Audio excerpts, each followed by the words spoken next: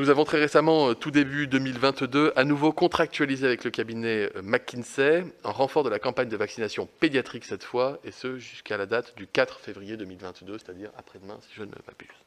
Quant au contenu des prestations demandées au cabinet de conseil, elles recouvrent principalement 3 grands champs: la programmation, la logistique et les systèmes d'information de crise, initiés afin de disposer d'outils numériques aptes à gérer une pandémie emportant la totalité de la population française.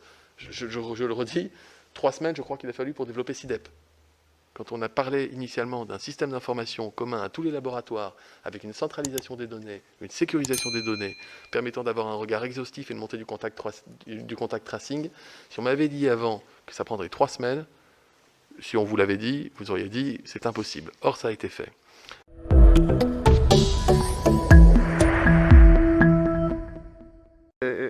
J'ai une question à vous poser dans un premier temps, c'est précisément sur le rôle des cabinets de conseil dans la prise de décision.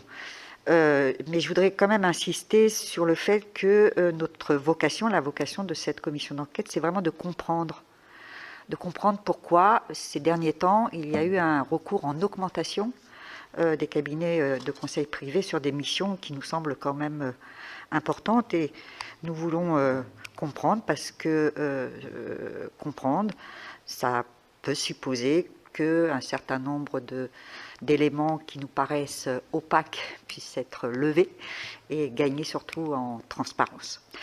À la demande de la commission d'enquête, le ministère a transmis, donc vous l'avez dit, l'ensemble des livrables des cabinets de conseil pendant la crise sanitaire, et sincèrement, nous vous en remercions.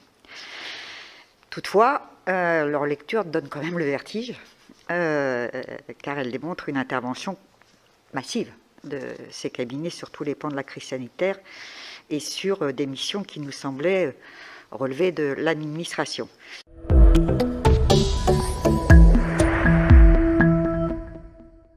Là, allez, on revient un petit peu en arrière, on est le 8 juillet 2021, d'accord, soit 4 jours avant l'intervention du président de la République, donc le 12 juillet, pour annoncer donc la vaccination obligatoire des soignants et l'extension du pass sanitaire aux lieux de loisirs et de culture. On est d'accord jusque-là. Donc, McKinsey, encore lui, rédige, vous allez me dire que c'est peut-être pas ça, un livrable intitulé, qui est là, sécuriser l'objectif de 40 millions de vaccinés à fin août. D'accord?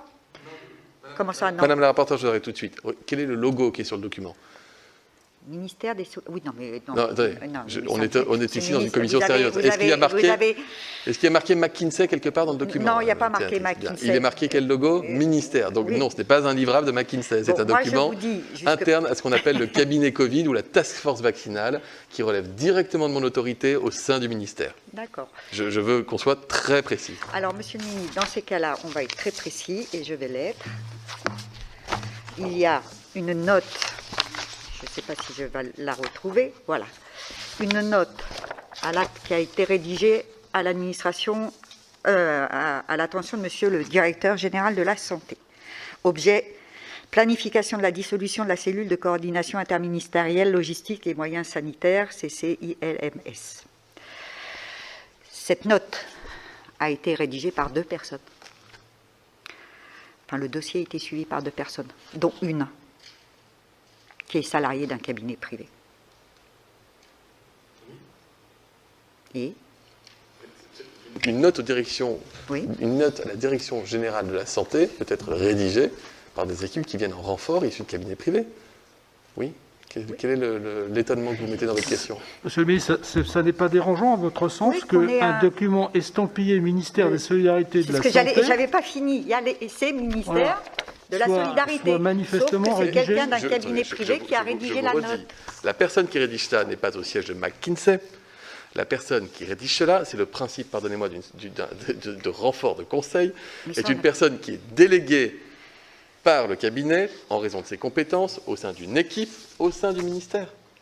Je crois que c'est la règle en principe de conseil. Lorsque vous faites appel à des ressources humaines extérieures à vos ressources humaines internes, par définition, les personnes, vous les intégrez le temps de leur mission à votre équipe. Oui, non, mais on est d'accord. Sauf que vous nous dites, quand je vais vous poser ma deuxième question, que ce n'est pas un document McKinsey, puisqu'il est estampillé ministère des Solidarités et de la Santé. Ok, Oui. d'accord, je l'entends. Mais on fera des recherches. D'ailleurs, je note que vous nous avez demandé de vous envoyer la totalité des documents auxquels le cabinet a pu contribuer de près ou de loin, d'où l'exhaustivité des pièces que nous vous avons livrées, de manière à ce que nous ne fassions pas reprocher de ne pas avoir envoyé. Donc, c'est-à-dire que tout document auquel McKinsey a contribué de près ou de loin, vous nous les avez envoyés. Si vous nous aviez demandé la liste des documents estampillés McKinsey présents dans le dossier, vous auriez eu une feuille blanche, Madame la sénatrice.